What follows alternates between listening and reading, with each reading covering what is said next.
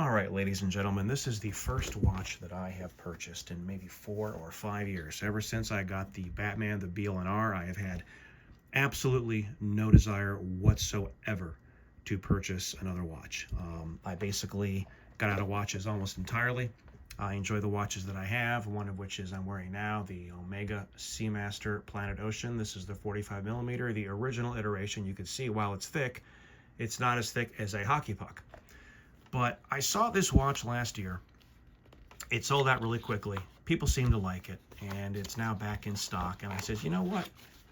What the heck? I mean, it's what, $240 to $250 typically. I paid $242 from Amazon, and this is a cheat. I did unbox this already. The problem was I could not get the damn hang tag off the watch. It was making me nuts. So this is a bit of a cheat, but whatever.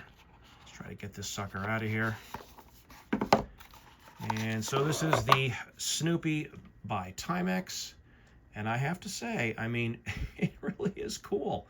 This is just a cool looking watch. And it's not too thick. Quality for the price point, considering what we now have to pay for a watch, is really good. You know, whoops, excuse me, about 5 years ago, a watch like this, you would say, okay, that's about a $150 watch. Inflation has murdered us. It's just killing us. So for $250, you can't ask for more.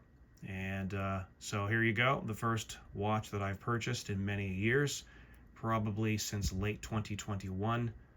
And I'm going to go ahead and have fun wearing this. So I hope everyone's doing well, and I'll have a wrist shot and a different video followed up here in a day or two, along with a channel announcement.